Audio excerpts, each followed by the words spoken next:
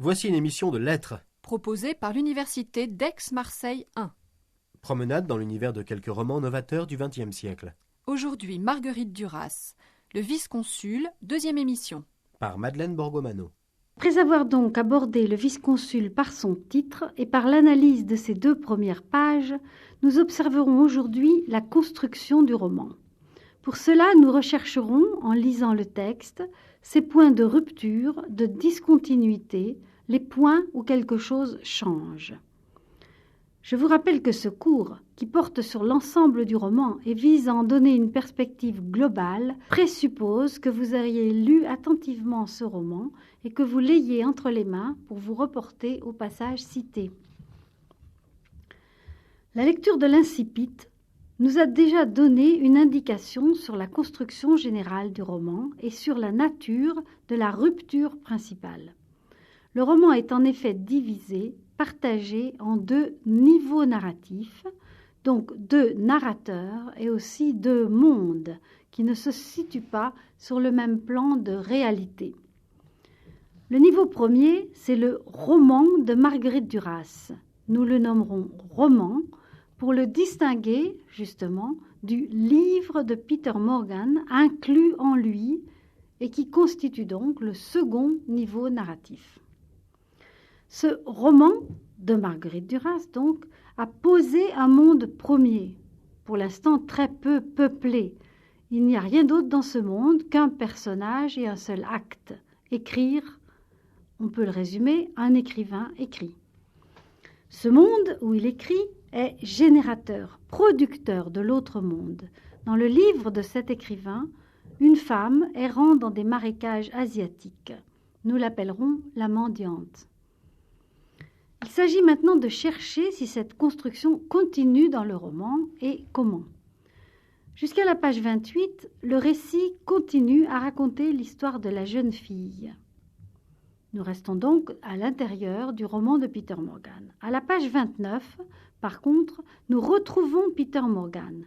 Il s'arrête d'écrire, dit le texte, arrêt d'ailleurs momentané. Il devient alors clair que le livre de Peter Morgan nous est donné en somme en même temps qu'il l'écrit, comme si nous lisions par-dessus son épaule. Cela ne nous empêche pas d'ailleurs d'oublier complètement l'écrivain pendant que nous lisons son livre et d'entrer en plein dans le monde fictif de elle, la mendiante. De la page 29 à la page 50, le récit reste dans le monde de Peter Morgan, même si l'écrivain lui-même n'occupe que 2 pages. Ce monde se nomme Calcutta. Nous verrons par la suite comment s'organise cette partie. Pour l'instant, restons-en à la construction dominante, celle qui va et vient entre 2 mondes. Calcutta et le monde des ambassades, le monde de la jeune fille que nous appelons la mendiante. Les 2 niveaux et les 2 mondes alternent. De la page 29 à la page 28, c'est donc le monde de la mendiante. De la page 29 à la page 50, le monde des ambassades. Puis de nouveau, de la page 51 à la page 68, le monde de la mendiante. Et page 69, nous retrouvons la phrase écrite Peter Morgan, le monde des ambassades, le monde de Calcutta. De la page 69 à 71, nous restons dans ce monde de l'écrivain, monde des ambassades. Et page 72 à 212 jusqu'à la fin du roman. En effet, page 72, Peter Morgan s'arrête d'écrire. Nous quittons le monde de la mendiante à peu près définitivement. Cette dernière interruption, celle de la page 72, achève en quelque sorte le monde de la mendiante, met fin au va-et-vient entre les 2 niveaux. Cela donne donc, si l'on adopte un point de vue plus large, 2 grandes partie dans le roman de Duras, une première partie alternante, de la page 9 à la page 71, alternance entre 2 mondes, subdivisée en 3, l'histoire de la mendiante en 1 et en 3, encadre, enserre l'histoire de Calcutta, bien que, narrativement, elle lui soit en fait subordonnée. Une deuxième partie, sans alternance, à partir de la page 72. Cependant, le personnage de la mendiante ne disparaît pas du roman, c'est-à-dire du livre de Marguerite Duras. Il est question d'elle, page 72, 73, 149, 179 à 183, 204 à 207. Mais ce n'est pas la même mendiante, et nous ne sommes pas dans le même monde. La mendiante de cette deuxième partie du roman fait partie du monde de Calcutta. Elle sort dans les rues à l'ombre des buissons et vient manger les restes de l'ambassade. Pour les personnages de ce monde, elle est réelle. En fait, la mendiante des rues de Calcutta est le modèle de celle du livre de Peter Morgan. Elle est son inspiratrice. Nous reviendrons sur cette question, mais nous voyons que le roman de Duras raconte en redoublement d'abord la façon dont un écrivain écrit un livre, ses rapports complexes avec la réalité qui l'entoure, à partir de laquelle il invente, ses motivations aussi, page 72, 179 et suivantes. C'est là le sujet principal du roman. Nous avons donc découvert la grande subdivision du roman en deux parties et observé le découpage de la première partie. Cela donne la grande structure du roman, mais il y a d'autres articulations qui se surajoutent et jouent avec cette première. Revenons d'abord à la première partie. Page 29 donc, nous passons du monde du livre au monde de l'écrivain. 2 pages le définissent en tant qu'écrivain. Mais dès la seconde page, page 30, apparaît un autre personnage de ce monde de Calcutta, celui que le titre laissait attendre, le vice-consul. Peter Morgan disparaît très rapidement et le vice-consul reste alors le personnage principal de ce mouvement. Autour de lui et par rapport à lui, d'autres personnages sont successivement introduits. Anne-Marie Streeter, l'ambassadrice, page 36, 37, puis l'ambassadeur et Charles Rosset, attaché d'ambassade, page 38 à 46. Enfin, Charles Rosset seul, page 46 à 50. Le texte de ce mouvement est organisé donc selon l'apparition des personnages et il est centré sur le personnage énigmatique du vice-consul. La deuxième partie du roman, comme nous l'avons vu, reste donc à l'intérieur du monde de Calcutta, du monde de l'ambassade. La transition, page 72, fonctionne comme la première fois, page 29. Une page sur l'écrivain, puis un glissement vers le vice-consul, page 73, et enfin, disparition de Peter Morgan, l'écrivain. À partir de la page 74, ce sont plutôt les changements de lieu associés aux changements de personnages qui organisent la construction du roman. De la page 72 à 174, le monde du roman reste à Calcutta. Page 74, il est situé au cercle ce soir, ce qui est répété page 82. Le vice-consul raconte des histoires au directeur du cercle de Calcutta. Page 92, ce soir à Calcutta, l'ambassadrice Anne-Marie Streeter est près du buffet. Le monde du roman devient une réception à l'ambassade. Cette partie, très longue, dure jusqu'à la page 148. Page 149 est introduite une page brève sur la mendiante, celle de Calcutta. Page 150, un salon privé de l'ambassade. C'est le petit cercle de l'ambassadrice jusqu'à la page 164. À la page 164, Charles Rosset retourne chez lui et se trouve retenu par le vice-consul, page 167. Enfin, dans cette partie, une deuxième grande partie quitte Calcutta pour aller vers le delta du Gange, puis dans le delta, de la page 175 à la fin. Page 175, ils roulent entre les rizières du delta. Page 177, ils sont à l'hôtel Prince of Wales, dans une île du delta. Page 204, Charles Rosset marche le long de la lagune et rencontre la mendiante de Calcutta. Pour finir, le roman revient à Calcutta avec la même formule, ce soir au cercle, et un dialogue entre le vice-consul et le directeur du cercle.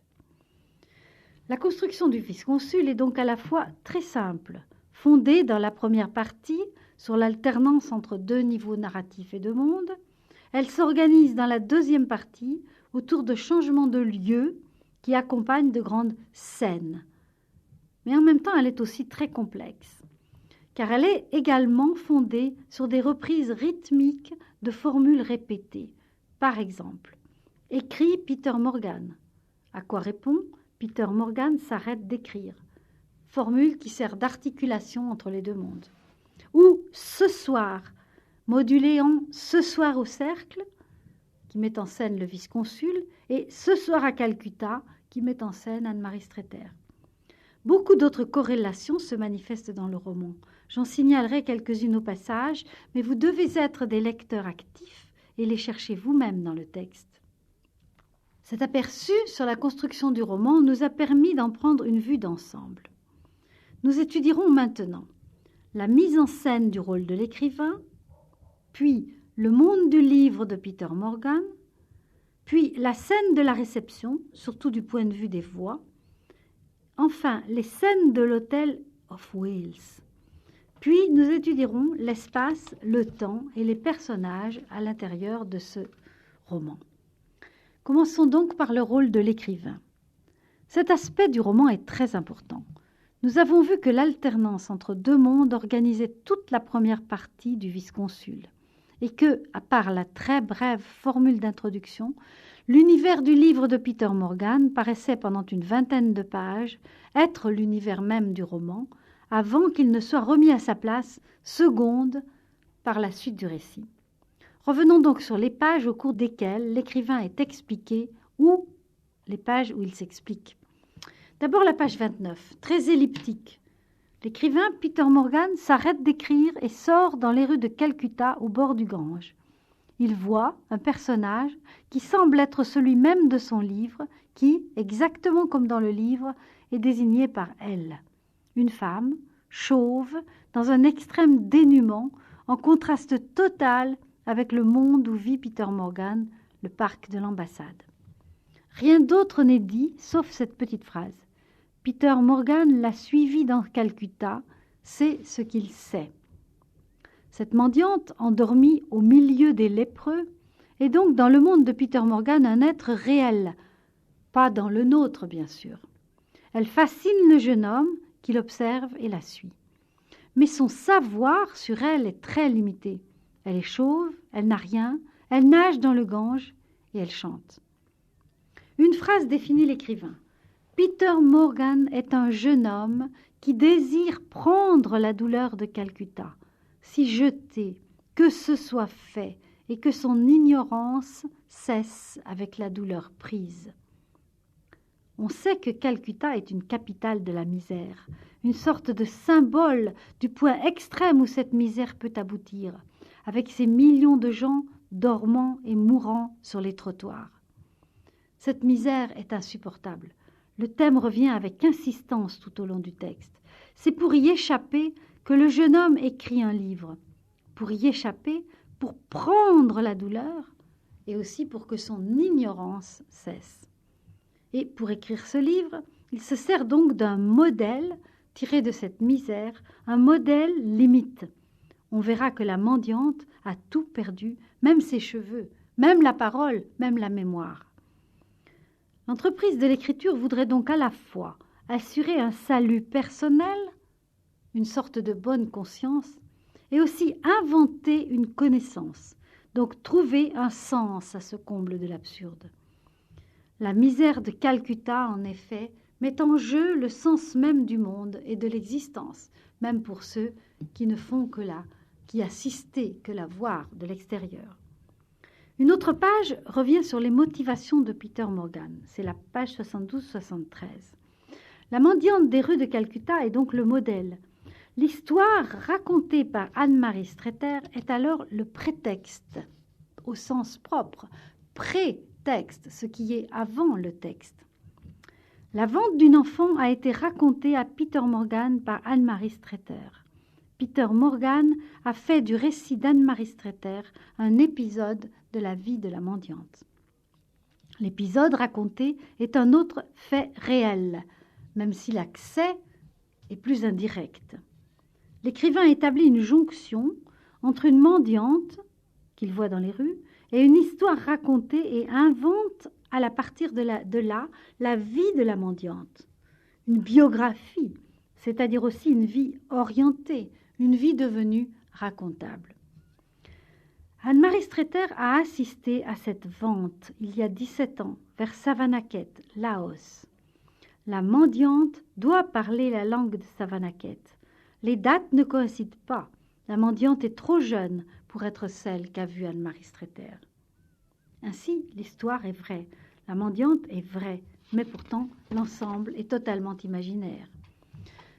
Peter Morgan voudrait maintenant substituer à la mémoire abolie de la mendiante le bric-à-brac de la sienne.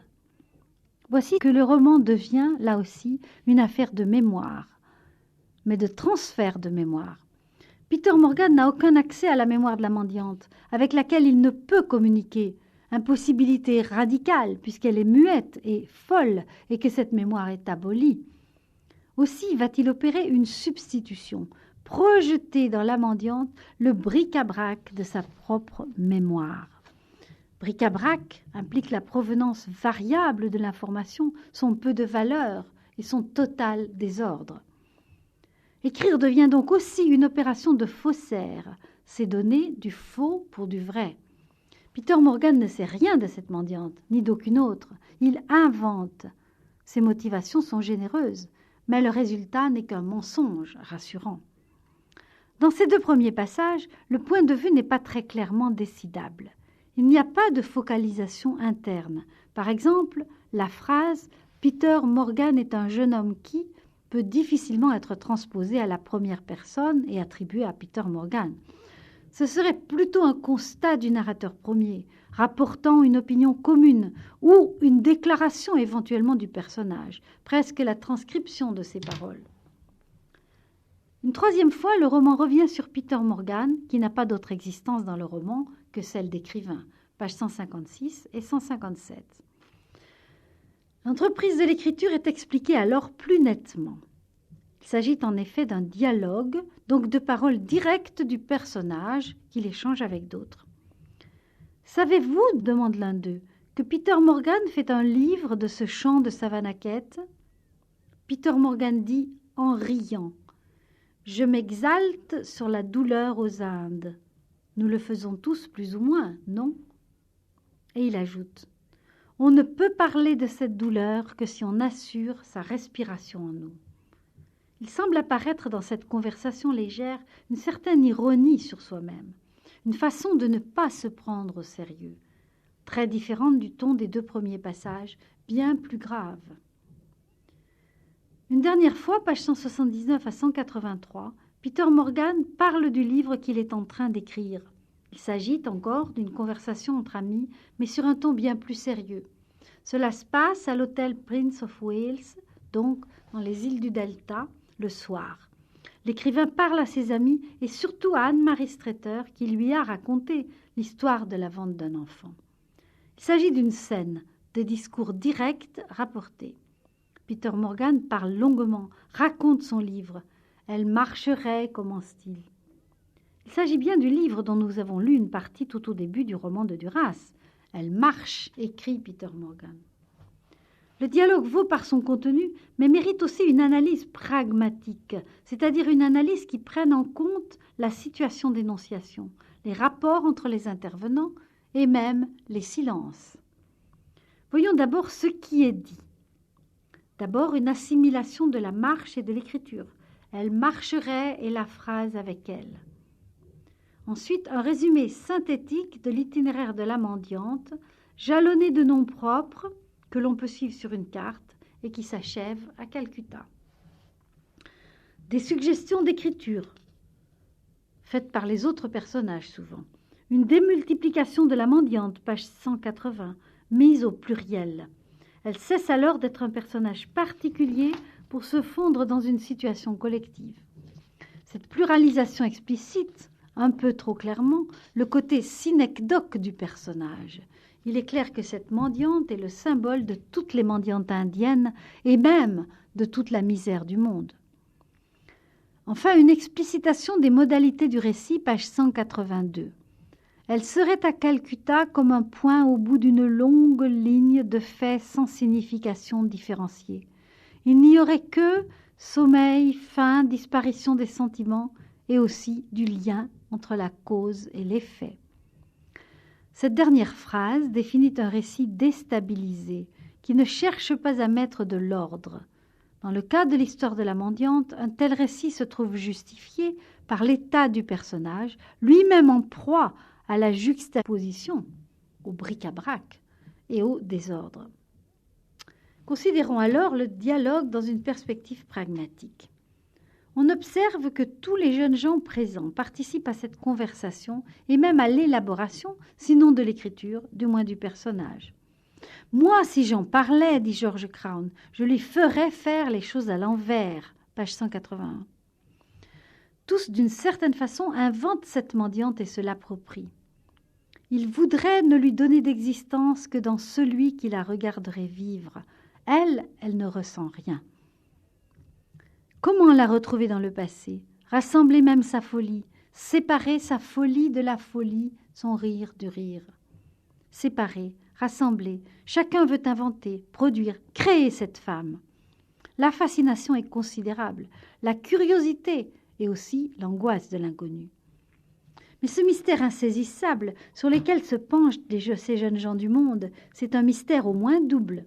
Mystère de la pauvreté et du dénuement, pour eux qui sont riches, relativement au moins. Mystère aussi de la féminité, car ce sont des hommes et ils tentent d'inventer une femme. On observe aussi qu'ils parlent entre eux de cette femme absente, mais en s'adressant à une femme présente, elle. Certains lui posent même des questions, page 181, d'autres la regardent, page 182, et finalement, ils l'impliquent dans l'histoire de la mendiante, non pas comme source de cette histoire, ce qu'elle est, nous a-t-on dit, mais comme participante. Cette femme présente, c'est Anne-Marie Streeter. Serait-elle seule dans le livre? Non, il y aurait une autre femme qui serait Anne-Marie Streeter. Ainsi se trouve établie une sorte de parenté, voire d'équivalence paradoxale entre la mendiante dépourvue de tout et la séduisante ambassadrice. Dans le court dialogue qui succédait à la réception, page 156, Anne-Marie Streeter manifestait sa curiosité vis-à-vis de la mendiante. N'oublions pas que c'est elle qui avait attiré l'attention de Peter Morgan sur la mendiante à cause de son chant, qu'elle reconnaissait. « C'est cette femme, dit-elle à Peter Morgan, qui chante sur le boulevard. Écoutez, il faudra un jour que je m'arrange pour savoir quand même. » « Mais tu ne sauras rien, dit Peter Morgan. Elle est tout à fait folle. » Le chant s'éloigne. « Je dois me tromper. Ce n'est pas possible. Nous sommes à des milliers de kilomètres de l'Indochine ici. Comment aurait-elle fait ?» La curiosité d'Anne-Marie Streeter porte sur la femme elle-même, qui se rattacherait peut-être à son propre passé. Elle cherche aussi à savoir et non à inventer. Par contre, lors de la scène du Prince of Wales, dans les îles, on remarque un leitmotiv du texte qui insiste sur une attitude d'Anne-Marie Streeter qui peut paraître d'abord contradictoire avec cette curiosité. Page 180, Anne-Marie Streeter se tait. Page 181, Anne-Marie Streeter paraît ne pas entendre. Anne-Marie Streeter dort, elle ne peut pas répondre, elle dort. Page 182. Pourquoi parler à cette femme qui dort? Page 183. Anne-Marie Streeter paraît s'être endormie profondément. Et enfin, page 183, « Oh, dit-elle, je dormais. » Ainsi, le silence et le sommeil, réel ou feint, paraît, d'Anne-Marie Streeter répond seule aux questions et aux appels des jeunes gens. Ce silence et ce désintérêt, opposés à l'intérêt humain manifesté pour la mendiante, sont signifiants. De quoi? Comme toujours, le roman ne déchiffre pas ses propres signes. Il n'est jamais, ou presque jamais, explicatif, déclaratif, ce qui constitue une énorme différence avec Proust. À nous d'interpréter, mais sans sortir des limites licites de l'interprétation, comme dit Eco. Une interprétation de ce silence s'impose, mais elle n'est nullement exclusive. Le dialogue porte sur le livre et la construction de son personnage. Pour le construire, les jeunes gens inventent et projettent. Ils reconstruisent à leur façon une image de la misère et une image de la femme. Contre cette reconstruction s'insurge le silence et le sommeil d'Anne-Marie Streeter. Elle n'oppose pas des paroles à d'autres paroles, elle se tait, ce qui est une façon de réduire à néant tous les discours.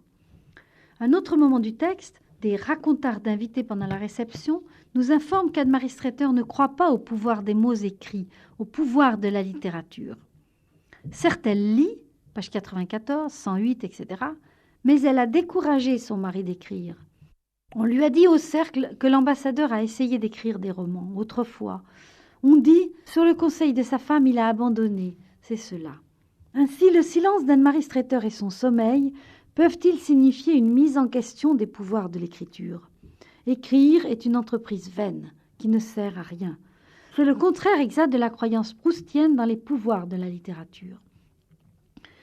Mais ce rejet de l'écriture est aussitôt à relativiser, puisqu'il se trouve posé dans le sein même d'un roman.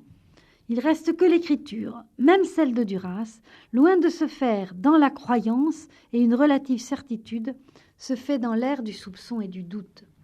Le silence d'Anne-Marie Streeter peut aussi mettre en cause, non pas l'acte même d'écrire, mais la façon dont les jeunes gens l'envisagent. Une sorte de maîtrise, de conviction, qu'eux, qui ont tout, un nom, une identité, une nationalité, des biens, pourraient inventer ce qui leur est le plus étranger. Un être qui n'a jamais rien eu et qui a tout perdu, y compris son identité et sa mémoire. Une autre interprétation encore, plus féministe. Les féministes ont beaucoup travaillé sur les textes de Duras, en particulier aux États-Unis. Une autre interprétation fait donc du silence d'Anne-Marie Streeter une réponse féminine à l'arrogance et à la maîtrise masculine. Car ici, les jeunes gens cherchent aussi à comprendre ce qu'est une femme. Et pour cela, construisent une figure simplifiée à l'extrême par son dépouillement, qu'ils croient pouvoir appréhender, voire posséder. Mais c'est surtout par Anne-Marie Streeter qu'ils sont fascinés. Cette femme insaisissable, donc libre, qui se tient au milieu d'eux, mais leur échappe complètement. Cela apparaît très nettement à la dernière réplique. Il y aurait une autre femme dans le livre, Anne-Marie Streeter. On peut remarquer aussi que le sommeil, assimilé au silence, joue un rôle très particulier. Retranchement du monde, mise à l'écart, refus d'action, mise en doute. Nous avons donc envisagé la construction du livre, puis étudié de plus près quelques passages concernant l'écriture et la littérature, la mise en scène du rôle de l'écrivain. La prochaine fois, nous nous intéresserons de plus près à l'univers du livre de Peter Morgan. Je vous invite donc à relire avec beaucoup d'attention ce livre afin d'écouter le cours de façon active.